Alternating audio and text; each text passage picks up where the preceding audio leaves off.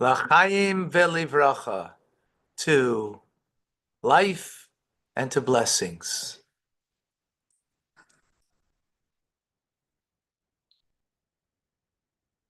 Face your stuff or stuff your face. Face your stuff or stuff.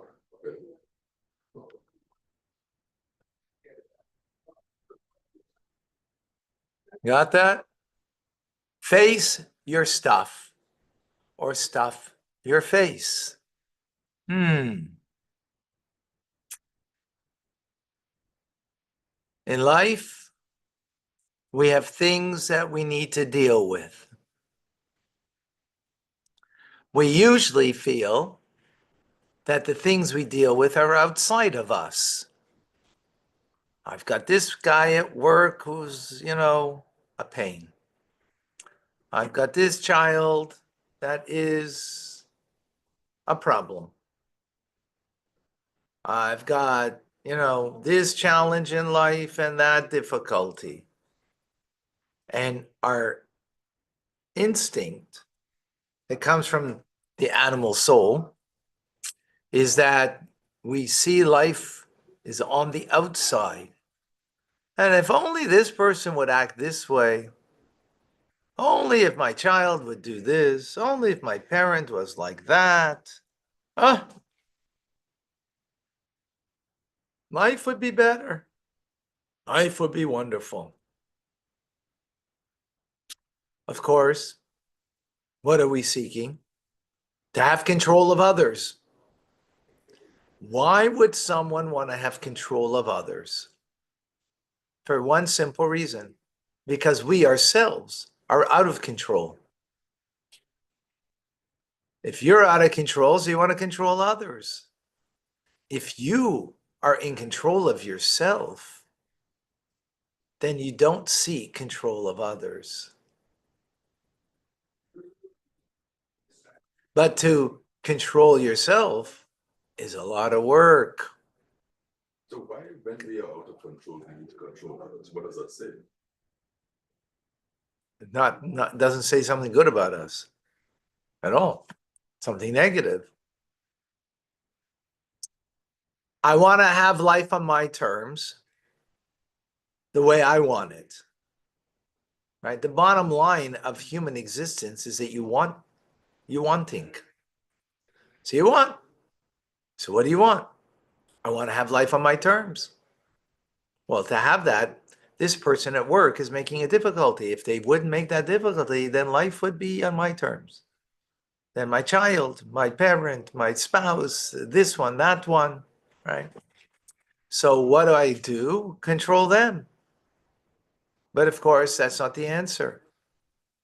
Because, first of all, we can't control others.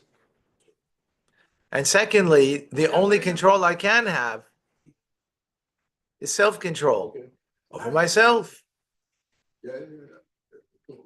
That's the only thing I can really have. But that takes work and, not necessarily we want to work, we're lazy. Welcome to Tanya Today. I'm Rabbi Ronnie Fine, coming to you for Chabad Zich and Kadesh in Montreal, Canada. It's a privilege and a pleasure to share with you the Tanya.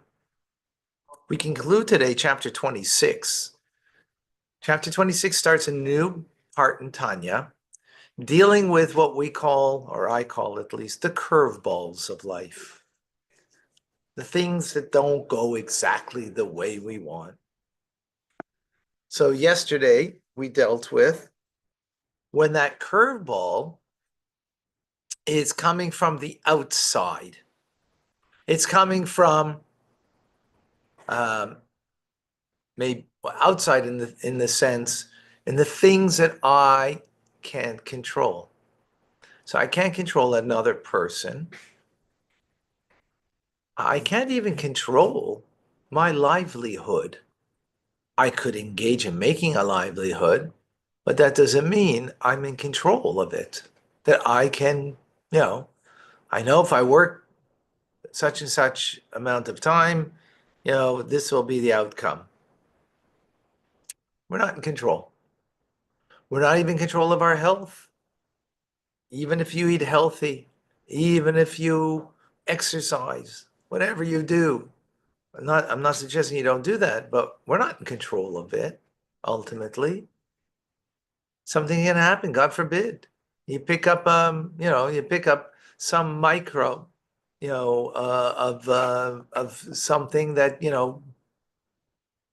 brings you influenza. Where does that come from? Because you're not in control. So yesterday we spoke about how to deal with those things that we don't have control over. Today we deal about the things we do have control over, and that's us, right? Heavenly matters, we do have control. Earthly matters, we don't have control. We can respond to it, but we can't control it. So the proper response we learned yesterday to those things that are not in my control. Today we deal with the things that are in my control. Right? Heavenly matters. One's divine service. That we're in control of. My thoughts, my speech, my actions. Right? And that needs to be done with joy. But what if you're feeling down because of your divine service? You're not up to par. You're not up to snuff, whatever term you want to use. Now, you're feeling it, and it's sad, making you sad rather than being joyful in your divine service. Right? Now we're talking about the things that you got to own. So even if you're occupied, let's say, in worldly affairs, and all of a sudden you get this anxious feeling, not about control outside of you, but about your lack of self-control, right? That's heavenly matters. So you might think, oh, that's a good sign. I'm a little anxious about my lack of, self-control. I'm thinking negative about this person. Or, I said something that was whatever, not so nice to somebody earlier. Yeah, I said something. Or I wasted a lot of time on my so-called smartphone that made me stupid. It's smart. What makes it smart? Because it makes you stupid. Right. It makes you stupid. So, right. So you're feeling bad about it. You're feeling bad. So you might think that that's a good sign. I'm feeling bad about my lack in, divine service. Now there says, the fact that you're in the middle of, let's say, work.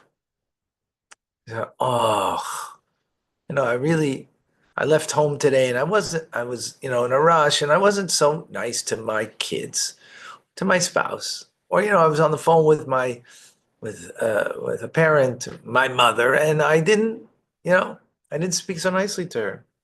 And you're feeling a little sad or anxious about it. So the Alter Rebbe says, and listen to this carefully, that that's a trick of the evil inclination that is bringing you us to be sad about your spiritual status. Why? First of all, why is it doing it? Because it's only a lure. Because when you get saddened, then that's not what it's looking to do, your evil inclination to just make you sad in the moment that you kind of, you didn't speak so nicely to a loved one. But it's in order that the next step, because of that sadness, you can't live with that. And therefore, what will you do? You're going to speak pleasure. You're going to seek pleasure and a physical gratification. So you're going to go to the kitchen, look for comfort food. You're going to go to Netflix to binge. Why? Because I'm feeling lousy about what I did. Right. Now, how do you know that this is coming from your evil inclination? The original thought of being sad about your response earlier in the day. How do you know? So the Alter Rebbe says, because where is it coming to you just like that? If you're a holy person, but where's it coming to you? Just like that in the middle of the day of your work that you feel down, right? About your divine service. It's not coming from a good place, because if it was coming from your love and awe of God, it wouldn't come in the middle of your business affairs. It would become when you are engaged in the love of God. Maybe in the middle of prayers or something, it would come to you, right? But in the middle of your business day, you're self-absorbed, right? Driven by more likely your animal soul, not the love of God for the most part, right? Not driven by that. So it's your animal soul that's talking. And what's the proof that it's your animal soul is that when that you didn't face your stuff, you stuffed your face. That's the proof, right?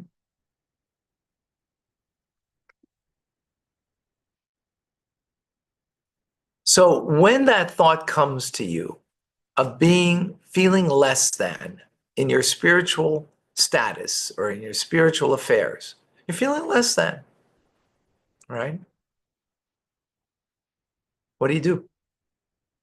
It's the middle of your workday. You say, hold on to that. Later on, when I'm in the right frame, maybe before I go to sleep, think about my day, or maybe I'll after work, 5:15, I'm going to go through it and contemplate it in a spirit of calmness, not in the spirit of feeling down, because in the spirit of feeling down, it's not coming from a good place, right? Whether it be guilt, right? Whatever it is, it's not coming from a good place. You need to come from a place of calmness. So if you will put a proper time, say, you know what, later on after work, I'll sit, I'll sit by the park bench, or whatever, I'll sit in synagogue and just to myself go through what happened, own it properly in a proper state of calmness, then that will be truly owning your stuff. And in particular, when you're thinking it through, says the Alter Rebbe, don't think about yourself. Oh, I feel so bad for what I did. Because again, where's that coming from? That's your animal soul talking. It's all about you. You feel bad. Yeah, but I did the thing. So shouldn't I feel bad? No? Should I feel? Yeah. No. Shouldn't I feel bad? But what is not true? What you should think about and reflect upon is against who you sinned. Oh, I feel bad because look what I did to this person. Or even better, look what I did to God as a result of this. The person, if it was to a person, right? Because even if you sin to a person, you're sinning to God. It's just the same, or even more so. The person might not even have recognized the wrong that was done, right? But Hashem knows, right? Exactly. So instead of looking about how bad I am, look to who I did wrong to. That's truly owning it. That's truly owning it. And then you can have genuine bitterness for what you did wrong. And bitterness is a good thing because bitterness breaks the habit, breaks the negativity of what I did. Sadness doesn't. And then when you have that bitterness and then you work it through, and of course, if you did something against another person, you have to deal with them too. But let's say it's not. Let's say it's just that element between you and God, right? You had a negative thought, right? That you pondered about this loved one that was inappropriate. You had a negative thought, They triggered you and because I had negative thoughts. So you don't have to, you shouldn't say anything to that person because they're not aware of it. So you have no sorry to them, but you have a sorry to God. You have to own it. And that you should become bitter about it to yourself about, how could I do that? That's wrong, right? And then deal with it, own it, deal with it, and then what? And then remove it from your heart and have perfect faith that God has forgiven you. And once you have perfect faith that God has forgiven you, He pardons you, then what? Then what? How? With joy, with simcha, right? Because that's what we're learning over here, how it's important, how we must serve with simcha, with joy. So this is now what we began the chapter with. We come to conclusion over here. King Solomon said that there's a profit in sadness. So here's the profit in sadness, is that you felt down, you felt sad, but you didn't deal with your issue then because that's not a proper way to deal with your lack, your broken things in your life. Set aside a time when in the calmness of that moment, you could deal with it appropriately. So the sadness led you to deal with it in an appropriate, calm way that when you think about what you did, to who you did it, to God, ooh, that creates a bitterness. How can I do that to God? Or if you did it to your spouse, how could I do that to my spouse? To my spouse, to my child, how could I do that to my child? It's my parent. How could I do that to my parent? Right? Then you feel bitter about that, not guilty. Guilty is sad. That's a downer. That doesn't bring you to own it. That's why you can't deal with it when you're guilty, when you're down, when you're sad. That's why you need the calmness of the moment that you set aside at a later point where you could then own it appropriately. Right? And that calmness, and therefore recognize who you did it to.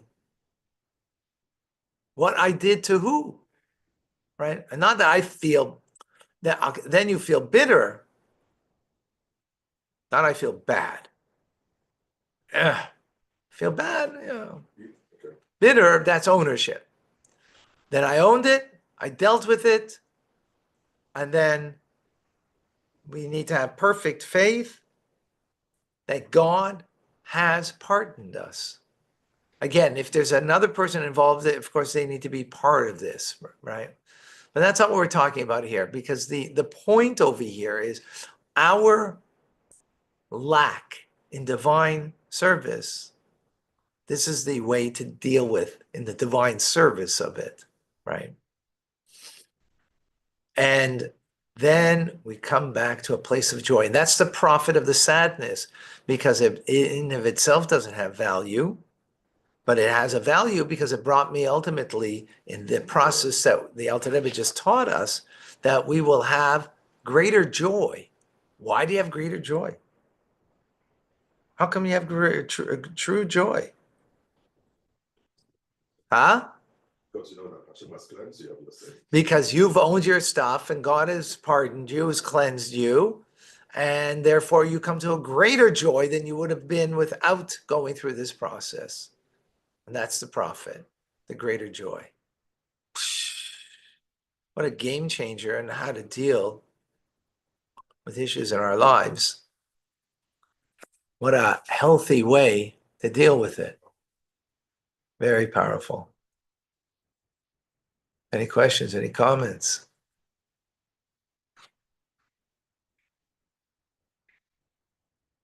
Jeff, how am I serving God in the moment of sadness and guilt? You're not. Exactly.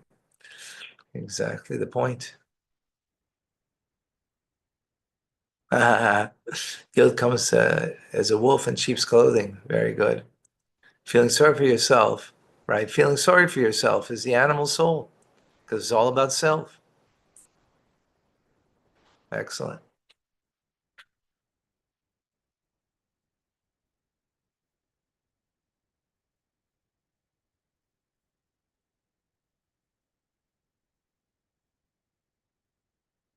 Yeah. Okay. Excellent. All right, folks. Are we disconnected from God when we are sad? Totally. How do we fix wrong that you did to a person that has passed away? Go to their gravesite. How do you get rid of the guilt from them when they are not here to forgive you? God will forgive you. God will forgive you. Okay? So that's what you need to do.